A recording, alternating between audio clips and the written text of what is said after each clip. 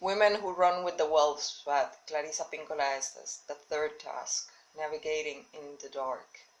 In this part of the tale, the dead mother's legacy, the doll guides Vasalisa through the dark to the house of Baba Yaga. These are the psychic tasks of this time.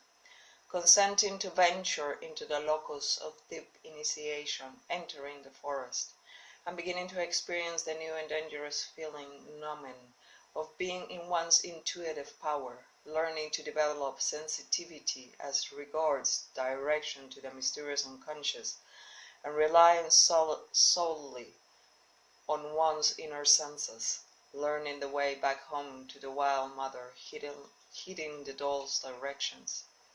Learning to feed intuition, feeding the doll, letting the frail knowing maiden die even more, shifting power to the doll.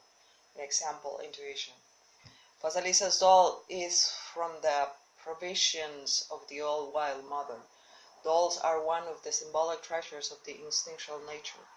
In Vasalisa's case, the doll represents la vidacita, that little instinctual life force that is both fierce and enduring. No matter what mess we are in, it lives out and life hidden within us.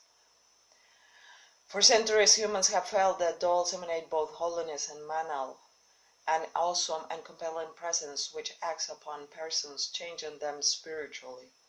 For instance, among rustic healers, the mandrake root is praised for its resemblance to the human body, with arms, legs of root, and a garn for a head. It is said to be charged with great spiritual power. Dolls are believed to be infused with life by their makers. Some are used in rites, ritual, hoodoo, love spells, and general mischief. When I lived among the Kuna in the islands of Panama, their small wooden figures were used as markers of authority to remind one of one's own power. Museums throughout the world filled to overflowing with idols and figurines made of clay, wood, and metals. The figurines of Paleolithic and Neolithic times are dolls.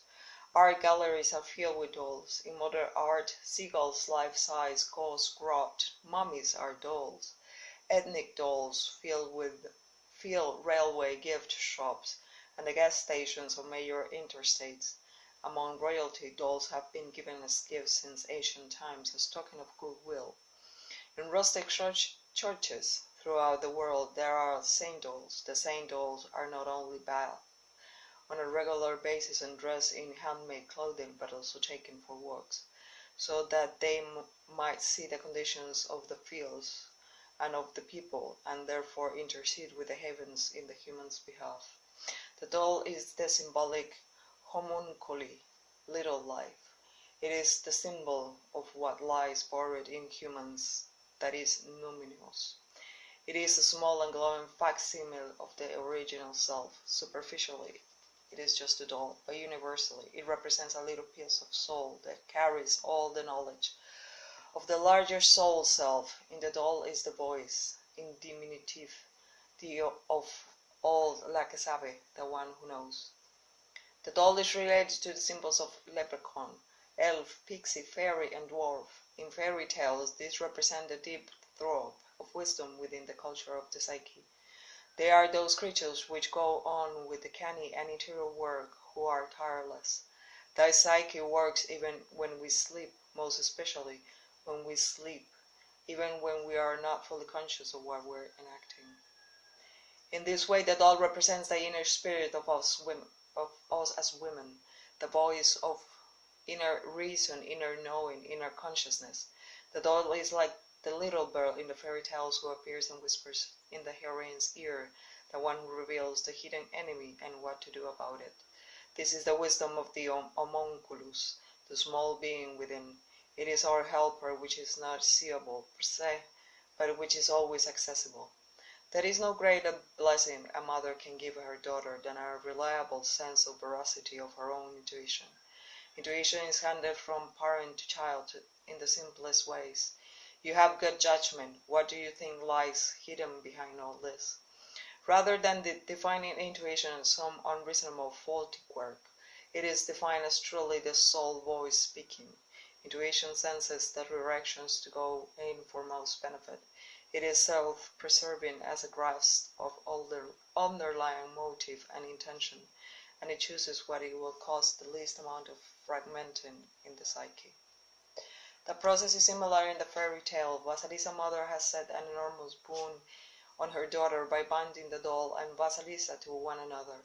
Being bound to one's intuition promotes a confident reliance on it, no matter what. It changes a woman's guiding attitude from what will be to let me see all there is to see. What does this wildish intuition do for women? Like the wolf, intuition has claws that pry things open and pin things down. It has eyes that can see through the shields of persona. It has the ears that hear beyond the range of mundane human hearing. With these formidable psychic tools, a woman takes a shrewd and even precognitive animal consciousness, one that deepens her femininity and sharpens her ability to move confidently in the outer world. So now Vasalisa is on her way to gain an ember to rekindle the fire. She is in the dark in the wilds, and can do nothing but listen to the inner voice coming from the doll. She is learning to rely on that relationship, and she is learning yet one more thing. She learns to feed the doll. What does one feed intuition so that it is consciously nourished and responsive to our request to scan our environs? One's feeded life by listening to it. What good is a voice without an ear to receive it?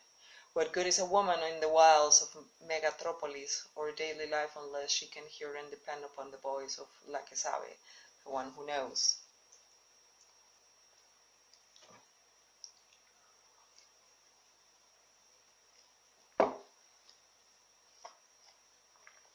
I've heard women say it, if not 100 times, then 1,000 times. I knew I should have listened to my intuition. I sensed that I should not have done such and such, but I didn't listen. We feed the deep intuitive self by listening to it and acting upon its advice. It is a personage in its own right, a magical dollish side being which inhabits the psychic line of the interior woman. In this way, it is like the muscles in the body. If a muscle is not used, eventually it withers. Intuition is exactly like that. Without food, without employment, it atrophies.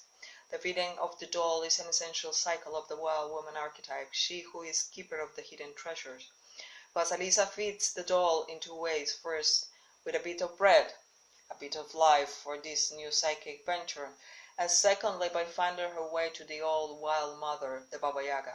By listening to the doll at every turn and every fork in the road, the doll indicates which way is home. The relationship between the doll and Vasalisa symbolizes a form of empathic magic between a woman and her intuition. This is the thing that must be handed down from woman to woman.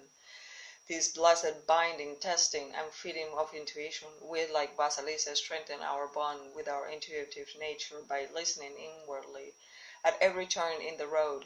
Should I go this way or this way? Should I stay or should I go? Should I resist or be flexible? Should I run away or toward? In this person, event, venture, true or false? The breaking of the bond between a woman and her wildish intuition is often misunderstood as the intuition itself being broken. This is not the fact. It is not intuition which is broken, but rather a matrilineal blessing of intuition, the handing down of intuitive reliance between a woman and all females of her lines who have gone before her. It is that long river of women that has been dammed. A woman's grasp of her intuitive wisdom might be weak as a result, but with exercise it will come back and become fully manifested. The doll serves as talismans. Talismans are reminders of what is felt but not seen.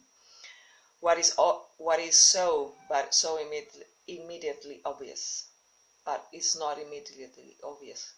The talismanic numbing of the image of the doll reminds us, tells us, sees ahead of us. This intuitive function belongs to all women. It is a massive and fundamental receptivity. No receptivity as one studied in classical psychology, that is, a passive vessel, but receptivity as in possessing immediate access to a profound wisdom that reaches down into women's very bones.